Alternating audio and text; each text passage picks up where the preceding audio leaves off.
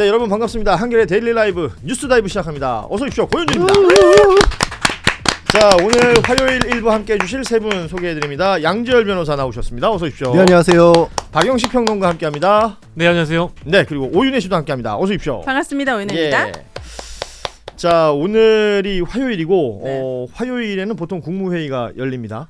그래서 오늘 이재명 대통령 국무회의 관련해서 발언했던 내용들도 있고 그리고 내일이 아시다시피 12월 3일 불법 비상계엄이 있었던 1년이 되는 날입니다. 네. 벌써 그 1년 동안 여러분 얼마나 노고가 많으셨습니까? 애쓰셨습니다. 그럼에도 불구하고 1년이 지난 이 시점에도 특별히 무언가 마무리되었다라는 느낌은 들지 않기 때문에 전혀. 답답해하시는 분들도 많고 화난다라고 말하시는 분들도 많은데요. 내일 이재명 대통령은 일단은 특별 성명을 발표하고요. 또 오부 요인들과 또 오찬 점심을 먹고 외신 매체 한 80여 곳하고 기자회견을 가지게 된다고 합니다. 네. 또 저녁 7시에는 국회 앞에서 12.3 내란 외환 청산과 종식 사회 대개혁 시민 대행진에 참여할 계획이다라는 내용도 지금 알려지고 있습니다. 오부 여인이라고 들어가지고 오부 요인이 뭐예요? 그러니까 대한민국의 이제 의전 왜 서열 비웃으세요? 아니, 그게 아니라 여인이라고 들었다는 네, 게 저도 너무 참신해서. 그래서 오부 여인들과 함께 한다고? 오부 여인은 그러면 약간 문제가 생기지 네, 않을까? 그러니까 예. 요인이 뭐예요? 오부 요인은 이제 우리나라 의전 서열 따라 가지고 순서를 정하는데 국회의장, 의장, 예, 그리고 대법원장, 대법원장, 예, 그리고 조의대, 중앙선관위원장, 헌재 소장, 우와. 그리고 한 명이 누구죠? 국무총리. 국무총리까지. 오. 예, 이렇게 5분이 오부 요인이 함께합니다. 여기 계신 분들은 이 오부 요인을 다 알고 계신 거죠? 멋지다. 그냥 왜 네. 부끄러워지지? 네. 우와, 대단한 것 같아요. 네. 네, 네. 네, 고맙습니다. 네. 대단한 분들과 함께하는 네. 뉴스다이브. 네. 오늘 국무회의에서 그런 얘기를 했다 그래요. 여기서 멈추지 말아야겠다. 곳곳에 숨겨진 내란의 어둠을 온전히 밝혀내 진정으로 정의로운 국민 통합의 문을 활짝 열어야 한다라는 메시지를 내기도 했습니다. 네. 국무회의 시간에 그 헌법 존중 정부혁신 TF 관련해서 김민석 총리한테 덮어놓는 게 통합은 아니다라는 메시지도 냈고요. 다만 스스로 신고하는 데는 너무 가혹하게 하지 말아달라. 뭐 이런 당부도 했다고 하는데 이후 일정들 그 내일 그리고 오늘 밤 아마 많은 분들이 관련된 이야기들 나누실 것 같습니다. 저희도 뉴스 전해드리면서 간간히 살펴드리도록 하고요. 자, 추경호 관련된 뉴스 보겠습니다. 네. 오늘 이제 영장실질심사가 3시부터 시작이 됐고요. 뭐 그 결과는 뭐 이르면 오늘 밤 늦어도 내일 새벽 사이에는 나올 것으로 보입니다. 그러니까 내일 새벽 사이에 나온다는 건 12월 3일. 이게 공교롭게도 딱 1년이 되는 날 영장 여부가 알려지게 되는 건데 네. 일단은 작년 12월 3일에 추경호의 행적 밤 11시 11분 한덕수 당시 총리와 7분간 통화합니다. 네. 7분이라는 시간은 굉장히 긴 시간이죠. 너무 긴 시간이에요. 예. 그리고 나서 22분에 윤석열과 통화를 2분간 합니다. 노컷뉴스 오늘 보도 나온 내용이 그러니까 내란 특검이 확인했다라고 나왔던 내용이 뭐냐면 윤석열과의 통화에서 한덕수와의 통화에서 비상계엄인 윤석열의 계획대로 진행될 것이다라는 취지의 내용이 있었다라는 것입니다. 네. 그리고 다음에 윤석열이 전화를 걸어오잖아요. 윤석열은 이제 지난 재판에서 본인 재판에서 그런 얘기를 했어요. 그러니까 추경호하고 어떤 통화했냐? 그러니까 오래 안 갈 거니까 너무 걱정하지 마라. 뭐가 오래 안 가요? 뭐 요 상황이 계엄 상황이 뭐 그런 얘기를 했다라고 이제 얘기를 했었는데 해제 표결 시간이 언제예요? 국회에서? 1시가 좀 넘은 시간이었죠. 예, 뭐 1분, 2분 뭐 이렇게 지나가는 시간들이죠. 그렇군요. 예. 그럼 표결하기 전에 이제 한참 중요한 시기에 그렇죠. 시간에 한덕수 윤석열과 통화를 했다는 거네요. 그러니까 요 시간은 국회의원들이 막 국회로 올 시간, 그렇죠. 시민들도 국회 앞으로 모여들 시간, 그리고 군이 투입이 되어서 헬기가 떠 있던 그 시간, 바로 그 시간입니다. 그 그러니까요. 시간에 추경호는 한덕수, 윤석열 둘과 통화를 했었다. 무슨 내용이 있었을 것이며 거기에서의 어떤 지시사항 같은 것들이 있었을까 이런 것들이 중요하게 보이는데 네, 최소한 추경호한테 한덕수 씨가 내란이나 계엄이 발생되면 네가 앞장서서 막아라. 반드시 해제할 할 때 표결에 참여하라 이런 얘기는 안 했을 거 아니에요. 윤석열이 나를 제발 말려달라. 내가 이러면은 네가 꼭 나를 말려야 된다. 최소한 이런 얘기는 안 했을 거 아니에요. 합리적 추론입니다. 그런 얘기를 했으면 네. 지금 바로 나왔겠죠. 그렇죠. 가뜩이나 본인은 지금 국회에서 해결될 것이라고 해제될 거 알고 경고하고 있을 때는 말도 안 되는 소리를 했잖아요. 만약에 진짜 그와 비슷한 얘기라도 했으면 법정에서 크게 떠들었을 거예요. 그쵸. 이미 알았을 거예요. 구속돼야 됩니다. 공교롭게 날짜가 12월 3일이기 때문에. 무슨 대화가 있었을 거라고 보세요. 7분이면 한덕수와의 통화 7분이면 절대 짧은 시간이 아니에요. 그럼요. 그 안아줘 같은 경우는 2번 들을 수 있는. 그리고 갑자기 보통 왜? 보통 부부끼리와의 통화도 2분을 넘기기가 힘들잖아요. 2분까지는 되지 무슨 소리예요. 그러니까 7분은 굉장히 디테일한 과정과 어떤 되게 많은 이야기를 할 수 있는 그런 그럼요. 시간이라고 생각합니다. 아마 이제 한덕수 입장에서는 추경호 당시 원내대표에게 실제의 지금 현재의 상황, 계엄에 대한 준비 상황을 아마 디테일하게 좀 알려줬을 맞아요. 것 같고 다만 이 작전들이 우리가 다 원만하게 윤석열의 지시대로 준비를 다 해놨기 때문에 행안부 장관은 행안부 장관대로 누구는 누구대로 다 준비를 해놨기 때문에 이젠 국회에서만 최종적으로 이 비상계엄 해제를 방해만 해주면 된다. 그러니까 국민의힘 의원들이 도와만 주지 않으면 잘 물 흐르다시 흘러갈 수 있을 거니까 너무 걱정하지 마라. 뭐 그런 얘기를 하지 않았겠습니까? 너무 상식적인 추론이죠. 저게 중요한 게 그 우리가 한덕수가 보여줬던 대통령실 접견실 CCTV를 봤잖아요. 네. 그러니까 우리가 봤던 그 CCTV에서 한덕수, 그러니까 김용현이 이거 손가락 4개 들고 한덕수가 이상민하고 웃으면서 대화 나누고 최상목은 뭐 보고 고개 끄덕거리고 뭐 윤석열 탕 치고 나간 그 시간 이후란 말이에요. 그렇죠. 그러니까 이것을 추경호에게 설명하지 않았을까. 뭐 그렇겠죠. 그 자리에서 우리 이런 얘기했고 이러이러한 것들이 각각의 임무로 떨어졌다. 너의 임무는 이것이다. 그러고 나서 윤석열에게 전화가 온 거지. 들었지? 그거야. 뭐 이러지 않았을까. 그러니까 지금 얘기한 것처럼 지금 취지만 얘기 나왔지만 계획대로 진행될 것이라는 얘기를 하는 전제 조건이 뭐냐면 준비가 잘 갖춰져 있다라는 전제 조건이잖아요. 그럼 어떻게 해야 될 것이냐라는 것에서 설령 뭐라고 뭐 한덕수 지금 전 총리가 당시에 자 국회에서 의결되지 못하도록 해라 뭐 이렇게 하는 것보다는 그냥 국민의힘 의원이 얼마 정도 될 텐데 지금 민주당의 준비 상황이 어떻게 될지 모르지만 지금 이 상황에서 당신이 해야 될 바는 뻔하지 않겠느냐.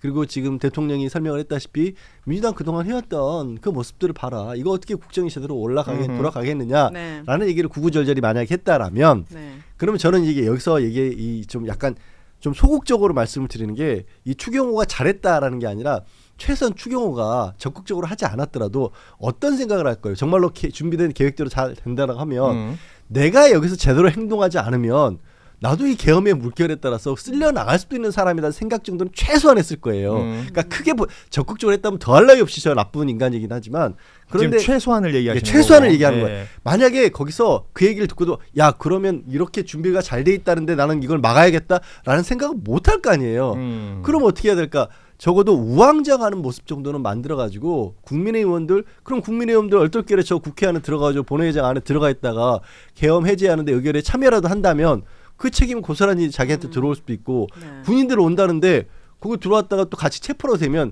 나중에 동료 의원들이 나한테 얼마나 원망을 할 것이며 이런 생각을 할 수밖에 없겠잖아요. 그러니까 구체적인 지시를 받아서 내가 적극적으로 방해해야지라는 생각을 안 하더라도 적어도 그 생각을 했을 기재부 출신이잖아요. 계산 얼마나 빨랐겠어요. 그러니까 이게 그 뒤에 행동이 그래서 설명이 된다는 거죠. 의미심장한 부분이 원내 대표였기 때문에 그리고 당시에 한동훈 대표와의 관계는 그렇게 뭐 매끄럽지는 않았던 것 같습니다. 네. 한동훈 대표가 보여줬던 행보와 그러니까 이 추경호 원내대표가 보여줬던 행보가 다릅니다. 전혀 다르죠. 그러니까 한동훈 대표는 원외 인사이기 때문에 네. 그 단체 단톡방, 그러니까 텔레 방에 없었다는 거 아니에요. 그때 한동훈 대표가 뭐 발표하고 그러면 한 사람의 의견을 뿌리라고 하고 그러니까. 원내에서 완전히 씹어버리고 그랬잖아요. 그러니까 마치 없는 사람 취급하듯이 당의 대표가 아닌 듯이 이렇게 대우했던 모습도 확인이 됐었고 했었는데 네.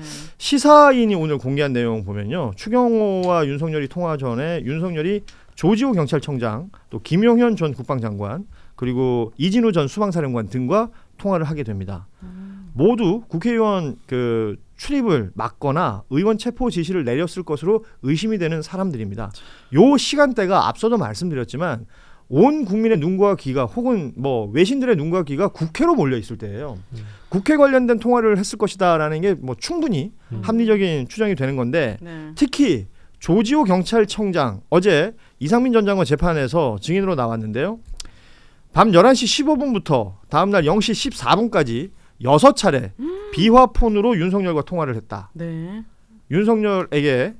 윤석열에게로부터 국회로 월담하는 의원들을 체포하라는 지시를 받았다라고 처음 증언을 했습니다. 자, 국회로 의원들이 국회에서 담을 넘어 들어가고 있다는 사실을 알았다는 거죠. 1번. 네. 알았다는 뭐 거죠. 뉴스를 봤던 아니면 뭐 SNS를 했든 아니면 유튜브를 봤든 의원들이 지금 담을 넘어서 들어가고 있다라는 사실을 알고 있었다라는 내용이 될 것이고 그들을 체포하라라는 취지의 지시를 받았다라는 걸 조지호 청장이 증언을 했어요. 네. 이것과 추경호의 행보 연결시킬 수가 있겠죠. 당연할 것 같습니다. 그리고 저는 이 시간이 굉장히 좀 소름이 돋는 게 제가 국회 도서관 정문 출입구에 도착했던 시간이 11시 한 20분 전쯤이었거든요. 아, 네. 근데 그때 당시에는 경찰 경력들이 정문 뭐 측면, 후문, 뭐 국회 도서관, 뭐 헌정회 입구 이쪽을 다 봉쇄하고 있는 상황이었는데요. 그러니까 민주당 제가 그때 당시에 목격했던 거는 국민의힘 일부 의원들 너댓 명이 이미 빠져나오고 있는 상황이었고 제가 예. 도착했을 당시에 제가 직접 목격한 거니까요. 그리고 뒤늦게 이제 들어온 민주당 의원들은 그 시민들을 비집고 들어가서 경찰을 뚫고 담을 시민들의 엉덩이를 밀어줘서 넘겨주는 과정이었어요. 네. 그 시간쯤에는 정문이든 어디든 간에 넘을 수 있는 사람들 넘어가고 있는 과정이었거든요. 예.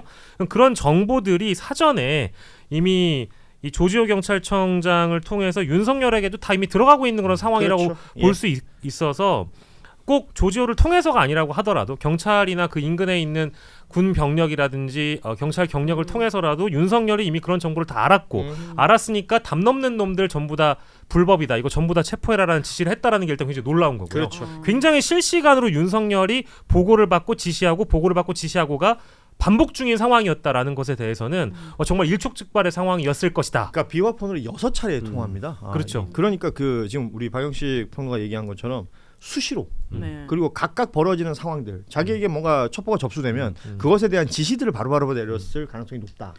윤석열 씨는 진짜 조금 머리가 나쁜 것 같아요. 만약에 비상계엄을 진짜 성공하고 싶었더라면 저였다면은 비상계엄 선포 전에 이미 국회를 군과 경찰을 동원해서 아예 다 봉쇄한 다음에 그렇게 완벽하게 봉쇄를 해서 계엄 해제를 못하게 막아놓고 그 다음에 이제 차분하게 나와가지고 이러한 이유로 비상계엄을 선포합니다라고 했어야 표결이 안 돼서 성공하지. 사실 저렇게 얘기하면 12월 3일로 날짜 잡은 거부터가 그렇죠. 평일에 네. 평일에 했으니까. 네, 그러니까 막 모든 것들이 이렇게까지 허술하고 어설플 수가 있나? 그런데 계획이 어긋났기 때문에 지금 그렇게 말씀하실 수 있는 거고 계획 자체가 그렇게 허술하진 않았어요. 만약에 그래요? 정상적으로 자신들의 네. 룰 계획대로 진행이 됐으면 이렇게 대표적인 게 이런 겁니다. 지금 지금 말씀하신 저기 것처럼 그러면은 저기 네. 충정로 벙커 앞에서 잡혀가서 지금 어디 있을지도 몰라요. 왜요? 아니 그 계엄군을 아. 맞닥뜨렸던 인물 아닙니까? 맞아. 그때 당시에 아마 그 사모님의 통장에 이제 양지열 변호사님의 통장에 모든 돈을 다 그건 빼가지고 사랑이에요. 그 사모님께 카카오뱅크 다- 얘기하는 거 아닙니까? 진짜요? 사모님께 전부 다 모든 본인의 비상금을 아, 진짜요? 모두 다 보내고 비상금이 있었다는 게 어쨌든 네, 탄로가 아니 돼. 비상금이 소소해 아주. 네. 막 좀 많았으면 더 좋았을 텐데. 그저 여보. 비자금을 모아놨을 뿐인데 그 비자금을 모두 다 아, 사모님께 진짜요? 다 송금하고 어머나. 아 이게 큰일 날 수도 있겠구나 싶어서 그때 했는데 그 돈을 받은 형수의 반응이 그겁니다. 아, 뭐요? 이게 아, 이거 더 없어. 어쨌든 이거 보세요. 대단합니다. 최대 피해자. 5개월 생활비를 보내주고 갔어요, 내가. 아무튼 나 그날- 없더라도. 근데 그날 그 경험을 직접 네, 하셨던 그게 분이라. 그러니까 제가 드려서 말씀은 국회 경내가 생각보다 굉장히 넓습니다. 나중에 얘기지만 내가 제대로 막으려고 하려면 10,000명 정도 필요하다. 경찰에서도 군도 그런 얘기가 나올 정도로 많았었고 네. 그리고 포고령을 계엄을 선포하기 이전에 군이나 경찰을 그렇게 동원하면 절차가 위반입니다. 그렇죠. 그렇게 동원할 수가 없어요. 근데 선포 자체가 위반이잖아요. 아니, 어차피 위반으로 그 시작한 거 아니에요? 위반이지만 그래도 그거는 명백하게 위헌이 돼버리는 거고요. 그리고 선포하고 나서 애초에 하려고 했던 게 헬리콥터 자체가 이 특전사가 들어오는데 적어도 30분에서 1시간 가량 지연이 지연이 됐어요. 됐죠. 그렇죠. 그게 먼저 그들이 계획했던 대로 들어왔으면 국회의사당을 그 본회의장 자체를 안에서부터 안에서 장악할 수 특전사가 있었겠죠. 장악할 수 있어요. 그래서 네. 케이블 타이가 이 그 정말 비겁한 김현태 당시에 이제 대장이 사람을 체포하는 데 썼다고 했다가 나중에 뭐 건물로 문장군에 쓴다라고 예. 말을 한 게 말이 바꾼 것 같지만 저는 그쪽에도 둘 다 들어가 있다고 볼 수 있거든요. 뭐냐면 특전사 의원들이 먼저 들어가 있었으면 민주당 의원들이 모였어도 본회의장 못 들어갔어요. 그렇죠. 그럼 회의장 자체를 차지하기 어려운 상황이었고 본회의장이 봉쇄됐더라면 못 네. 들어가는 거예요. 네. 그리고 그때 당시에 왜 12월 3일이 평일인데도 불구하고 그날 있었느냐 뭐 이런 부분들은 여러 가지 분석들은 나오지만 그때 이 김건희 특검이 통과할 수밖에 없었던 상황이었어요. 하루 이틀 정도 그렇죠. 사이로. 그러면 이 김건희 특검이 통과되고 명태균 의혹이 본격화가 되고 있는 시점이기 때문에 하루빨리 막을 수밖에 없었다. 네. 당장 12월 1일 날 김용인이 불러다가 지금이라도 하면 어떻겠느냐는 얘기를 그때 나왔다라는 게 밝혀졌거든요. 그 김건희 수사를 이제 봐주고 있었던 검사들에 대한 탄핵이 진행되고 있었던 타이밍. 네. 그러니까 그 타이밍이 컸던 것 같아요. 그게 이제 12월 2일인가 3일인가 일종의 발작 버튼이 예. 거기서 눌러진 건 아니냐라는 추정이 충분히 가능한. 진짜 김건희라는 사람이 도대체 뭐길래 대한민국을 쑥대밭으로 만드는데 항상 빠지지 않는 이름이. 아무것도 아닌 사람이라고 했지만 네. 정말 대단한 권력. 아니죠. 최종 보스 아니에요? 최종 아이, 보스. 여러분 다시 한번 규정을 내리셔야 됩니다. 김안빵 씨입니다. 아, 그렇죠. 아, 예. 안방이 있었고 아까 처음에 이제 그 진행자께서 질문 주신 내용은 이 어떤 비화폰 통화 내역과 추경호와의 연관성인데 네. 첫 번째로는 조지호랑 통화를 했고 두 번째는 김용윤이랑 통화를 하고 나서 세 번째로 추경호와 통화를 한 것을 보면 그 2분 사이에 아마 내가 세팅을 다 끝내놨으니까 응? 경호 너는 무조건 그걸 막아야 된다고. 응? 내가 지금 어떤 거를 세팅해놨냐면은 그 담벼락 넘는 이 좌파 놈들은 전부 다 내가 다 조지호한테 잡아다 그냥 가버리라고 했다고. 이런 식으로 세팅을 다 해놨다고 얘기를 했을 거예요. 확신을 줬겠죠. 그럴 수도 있고 약간 윤석열 입장에서는 초기 계획이 틀어지던 순간이었거든. 그렇지. 시간대가. 예, 예. 그러니까 마음이 급해진 거예요. 맞아요. 그러니까 그래서- 현장에 있는 예. 사람들과 통화를 해야 예, 된다. 그 현장에 직접적으로 조지호한테도 빨리 넘은 것들도 잡아. 그럼 민주당 의원들이 생각보다 빨리 들어와 버렸거든. 헬기는 네. 안 가고 있네, 못 가고 있는데. 그래서 상황이 급하게 돌아지만 그러니까 추경호한테도 사실 처음 계획대로 본회의장 막아놨으면 추경호한테 연락할 이유도 없었는데. 그렇죠. 추경호 주장이 그렇게 하잖아요. 미리 말 못해서 미안하다고 했다고 그렇게 거기 얘기를 하잖아요. 일부분일 수 있어요. 근데 어. 그게 저는 마지막 부분이라고 생각해요. 야, 내가 다 조치는 취해놨는데 야 좀 늦어졌다 이것들이 그래가지고 그거를 조금만 버텨주면 돼. 걱정하지 마. 걱정하지 마. 미리 말 못해서 미안해. 그렇지. 아. 예. 이러면 딱 순서가 맞아요. 그러니까 2분의 통화 중에 마지막 한 10초만 지금 말한 네. 걸 수도 있지. 네. 2분 동안 계속 미안하다 그러진 않았을 거 그렇죠. 아니야. 예. 자, 그렇구나. 그러면 그 헬기 이륙 안 한 게 정말 큰. 아이고 중요한 헬기는 거죠. 이륙을 했고 그걸 그게 또 딜레이 시켰던 국내 또 인원들이 있었던 거니까. 그 제가- 부분이 아마 표창을 받지 않았을까요? 상을 받았던 걸로 상을 받았다는 걸로 기억- 기억을 해요. 뭐 날씨 때문이 아니라 그 사람의 의지로 인해서 그렇죠. 약간 그쵸. 지연이 이유가 없으니까 왜 헬기가 떠야 되느냐. 예, 어. 수도에 진입할 수 있는 게 그렇죠. 비행 금지 구역이니까. 자. 그래서 서울공항 근처에 제 후배가 그쪽 아파트에 사는데 네. 그게 정말 공포스러웠대요. 왜 그러냐면 헬기 소리가. 헬기가 네. 서울공항에서 이륙을 해서 들어와야 되는데 이걸 막고 열어주질 않으니까 돌아갔다 계속 빙빙빙 돌아서 위에서 뱅뱅. 그 아파트 상공을 어머나. 한두 시간 정도 계속 그 헬기들이 선회를 했다는 거예요. 그 아파트 주민들이 이상했겠네요. 완전 공포에 쩔어가지고 얼마나 무섭겠어요. 자, 이 12월 3일 밤, 뭐 향후에 우리가 뉴스로 알게 된 내용들도 있지만 본인들이 겪었던 12월 3일 밤이 또 다 있지 않겠어요? 맞아요. 수많은 스토리들이 있을 텐데 네.